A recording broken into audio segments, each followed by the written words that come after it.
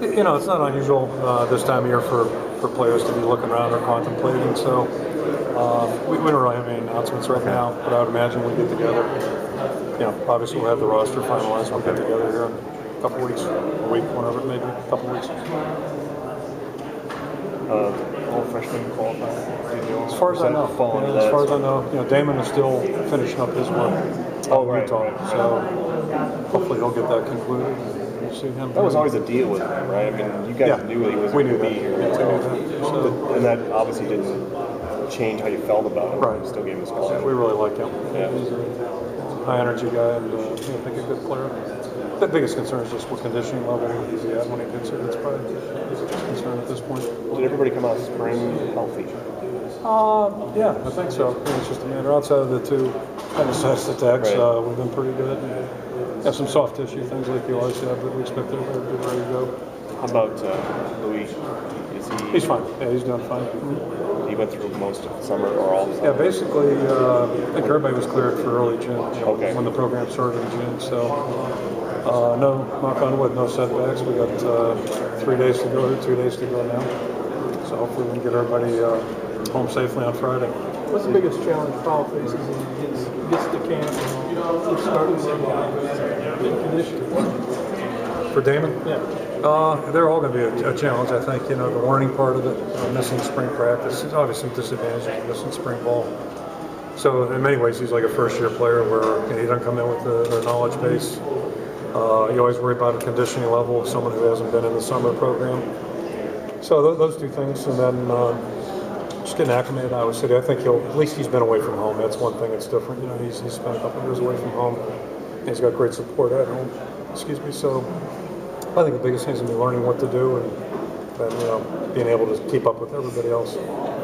There's, you guys have had a little bit of turnover in the coaching staff the last 2 years. Does that kind of raise the role of Chris Doyle? Because he's the one who's with your team all the time and knows these guys better. Probably, well, I hate to say it, but he does know these guys better than the coaches do. Or the old coaches, Not maybe, but seriously.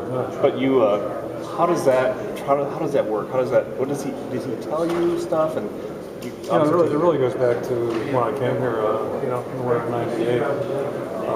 Chris was one of the first hires that we made. And back then, I viewed that as maybe the most important position on our staff. And I think after 14 plus years, my opinion is even stronger on that. I think it's that position is just critical. And because, just as you mentioned, he spends more time with our players. He knows them better. He knows their body language. Yeah, we're I don't want to say so restricted, but we're very restricted in terms of what. This is really an uncomfortable time for me because, basically May, June, July, you're not seeing your players like you're used to, and so that's uncomfortable. But Chris at least is having a chance to interact with them on a daily basis, and so that's a critical position. I would suggest maybe more important than any positions on the staff.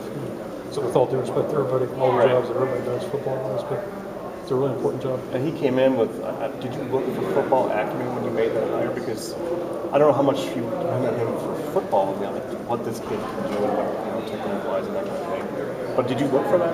I think one of the reasons he's so effective, and I think I'd say the same thing about Mel Sanders, who heads up our academic support for our football guys.